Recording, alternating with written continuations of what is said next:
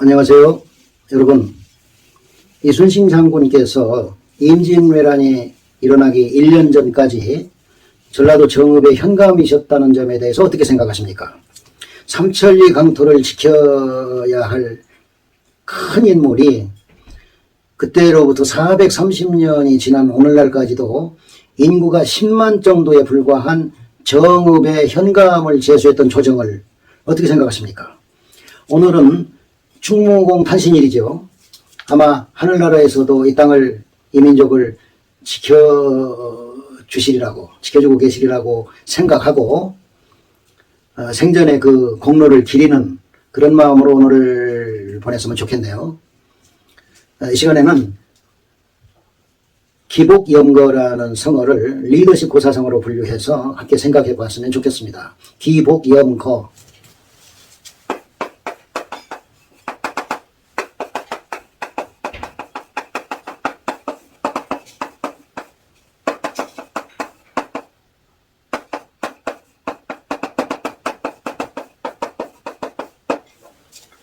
천리마 기자죠.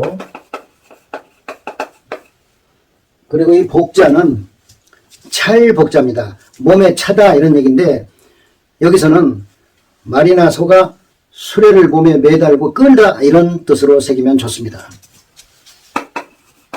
소금염 수레거 기복염거 천리마가 소금수레를 끈다 이런 말이죠. 능력이 출중한 사람이 하찮은 일에 종사하고 있다. 이런 속뜻이 있는 성어죠. 중국 전한시대에 유향이라는 사람이 전국책이라는 역사서를 썼죠.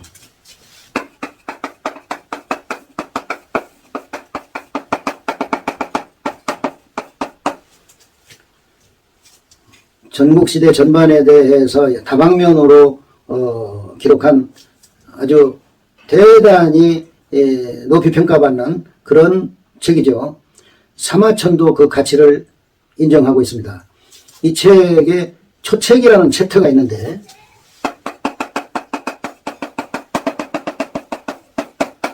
여기에 당시 유세계이던 한명이라는 사람이 춘신군이라는 초나라의 실력자를 만나서 이야기하는 장면이 나옵니다.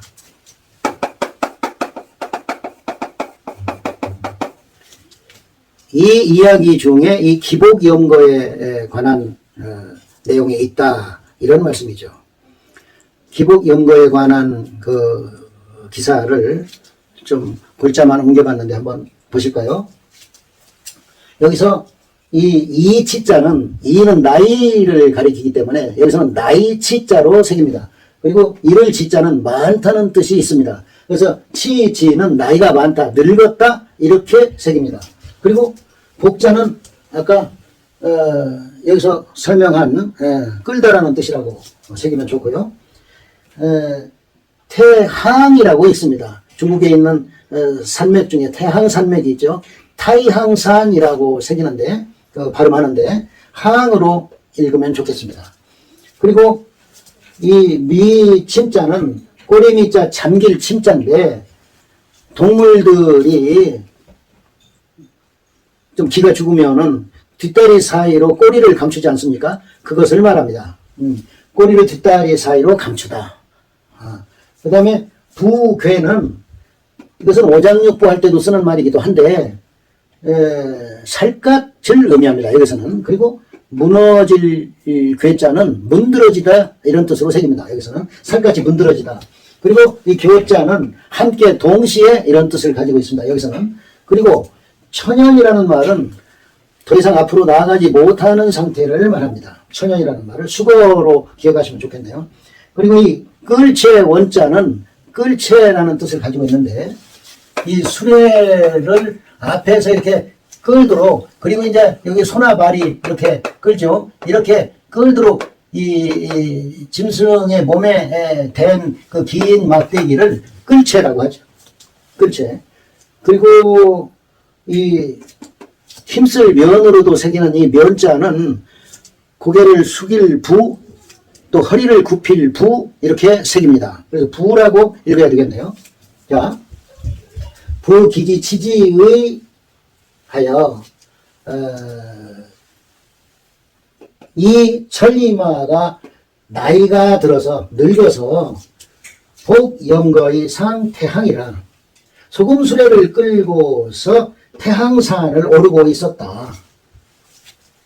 재신슬절하고 말굽은 늘어지고 무릎은 휘어지고 미침 부게하고 꼬리는 뒷다리 사이로 감추고 살갗은 문드러지고 녹즙 쇠지하고 가마니 사이로 걸러져 나온 소금물은 땅에 떨어지고 백한교류한데 흰 땀방울은 함께 떨어지는데 중판 천연하고 비탈길의 중턱에서 더 이상 나아가지 못하고 부원불능상이라 그 끌채조차 지고 올라갈 수 없는 상황에 이르렀다. 누가? 이 천리마가. 백락 저자 지자 하고 백락이 그 광경을 맞닥뜨리고 하차반이 복지하고 수레에서 내려서 하거라고 읽어야겠네요. 수레에서 내려서 그 천리마를 붙들고 붙잡고 울었다. 그리고 해저의 이 막지라 입고 있던 모시옷을 벗어서 그 천리마를 덮어주었다. 기어시에 이에 천리마는 부의분하더니 고개를 숙이고 숨을 내뿜더니 앙이명한데 고개를 들고 울었는데 성달어천하니 그 목소리가 우는 소리가 하늘에 이르니 약출 금석성자라 마치 쇠덩이와 바위덩이를 뚫고 나온 소리와 같았다. 하여 왜 그랬을까? 비견 백락지 지기하라. 그 천리마는 백락이 자기를 알고 있다는 것을 알아준다는 것을 알았기 때문이다.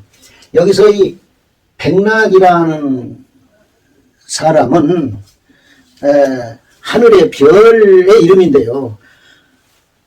하늘을 다스리는 사항제가 타고 다니는 그 말을 천마라고 하는데 그 천마를 관장하는 별이 백락이라는 것입니다.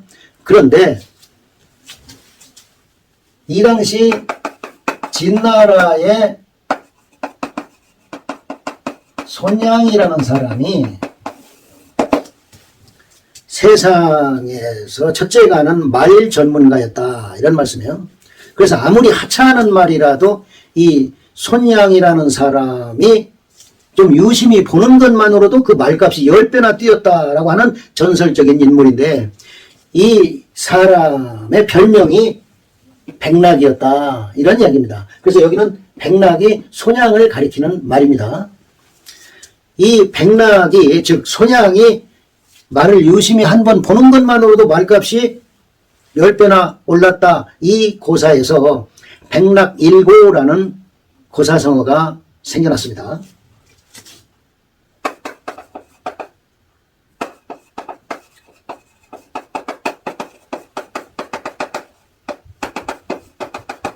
백락이 한 번 돌아봤다 이런 말입니다. 이 백락일고라는 말은 예를 들면 시골 무지렁이인 저 같은 사람을 보고 봉준호 감독 같은 대단한 사람이 이 사람 주연배우급인데 이러면서 한마디 한 것만으로도 이 사람은 하루아침에 주연배우급 스타가 될 수 있다 이런 말입니다. 네.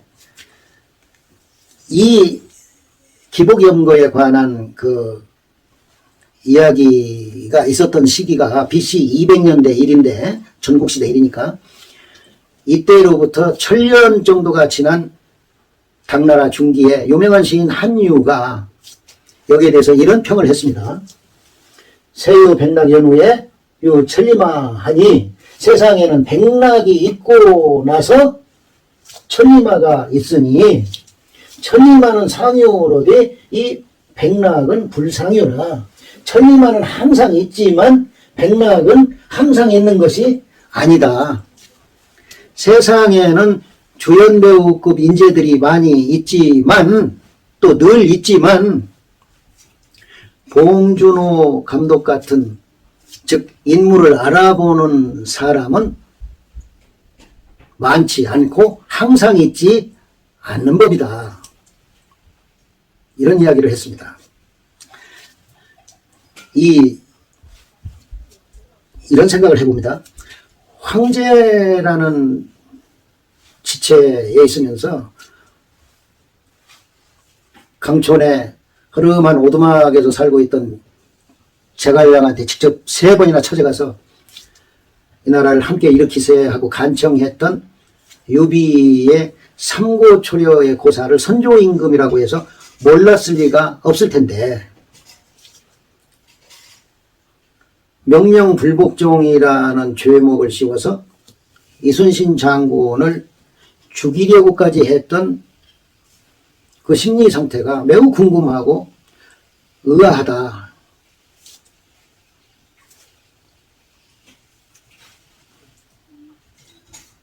전쟁이 일어나자 백성을 버리고 도성을 버리고 나라를 버리고 의주로 도망을 가서 백성들의 원성을 샀던, 즉 백성들한테 떳떳하지 못했던 군주로서 당시에 백성들의 보호자로 떠오른 이순신 장군에 대한 질투심 때문에 죽이려고 했다면 이거야말로 삼천리 강토와 질투심을 맞바꾸려고 한 꼴이 아니겠는가.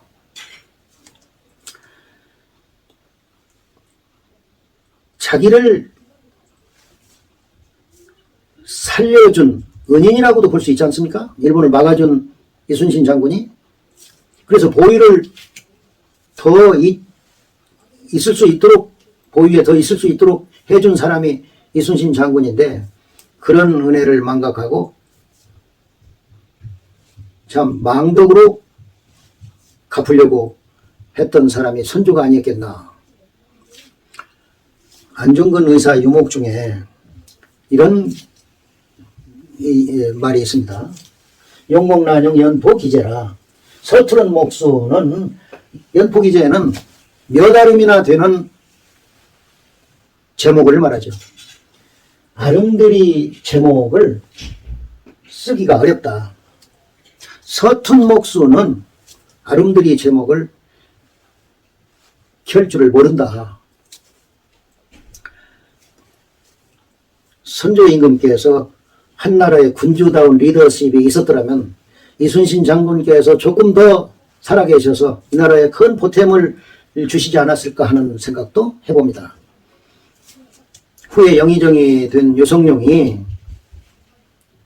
정읍현감이던 이순신 장군을 전라좌도 수군절도사로 천거하지 않았더라면, 또 원균의 모함을 받고 정유년 3월에 모진 고문을 받으면서 투옥되어 있을 때, 즉 목숨이 위태로운 지경에 이르렀을 때 죽이려고 하던 선조에게 온몸으로 장군의 목숨을 살려줄 것을 탄원했던 오의정 정탁이 없었더라면 이 나라는 어떻게 됐을까 아찔한 생각마저 듭니다. 결국 리더의 가장 큰 덕목이라는 것은 인재를 알아보고 그 인재를 적재적소에 잘 활용하는 능력이다. 이것을 말해주는 성어가 바로 기복이엄거라 할 수 있겠습니다.